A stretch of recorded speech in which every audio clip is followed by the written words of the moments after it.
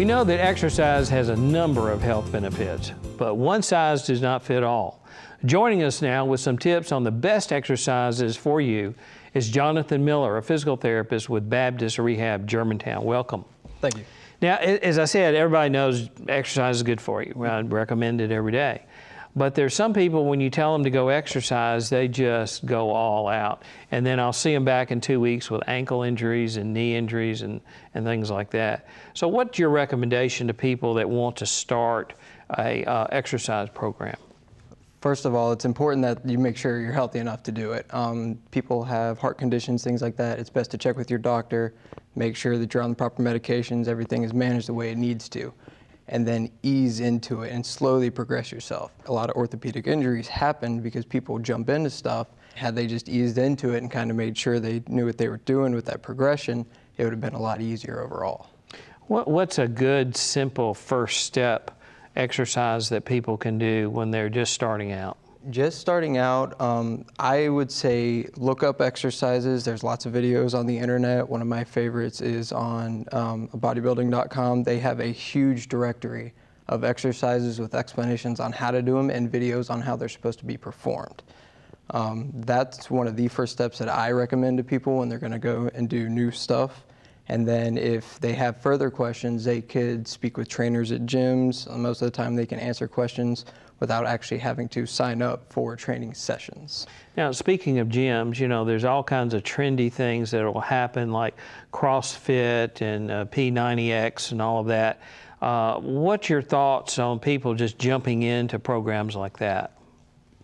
Can be good, can be bad. Like we were talking about earlier, people just going into it, acting like they've been doing it for years, can kind of get themselves in trouble. If they go in, you can start on beginner levels and things like that and work into it, and then it typically turns out pretty good because they're usually a good mix of aerobic exercise with strength training as well. Both of those are very important as people get to aging. Like was mentioned earlier, with lower testosterone levels, you get the muscle wasting. Exercising can slow that down. With other cardiac conditions and things like that, small aerobic exercise can kind of help keep that on track without messing anything up. Now, I get this question asked a lot. How long should I exercise at one time? Is 30 minutes enough, or should it be an hour? What's your recommendation? I say start with 30 minutes. If you can do 30 minutes and you're not too tired afterwards, you're not too fatigued, you still feel like you can make it back to the car without a wheelchair, you're good to keep going. Bump it up a little bit. You've seen me exercise, haven't you? Anyway, go ahead. Yeah. But we get people in the gym who go crazy, and then I watch them sit down in the corner for 30 minutes trying to regain their breath.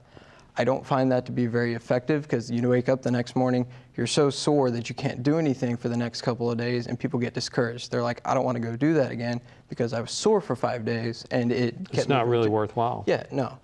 Well, speaking of wheelchairs, what about folks that are disabled and they can't walk or they can't, lift weights or whatever, and they're wheelchair bound? Mm-hmm. What are some exercises they can do to try to stay fit? Depending on the reason for being in the wheelchair, it would have to depend a little bit. I would say going to physical therapy would be a good choice for that because they could be properly evaluated as to what they can do, what they can't do, and that can kind of get them on a good progression, whether it just be upper body exercises because they may not have function in their legs, or if it's just like a generalized weakness and they've just became wheelchair bound because of the lack of doing anything.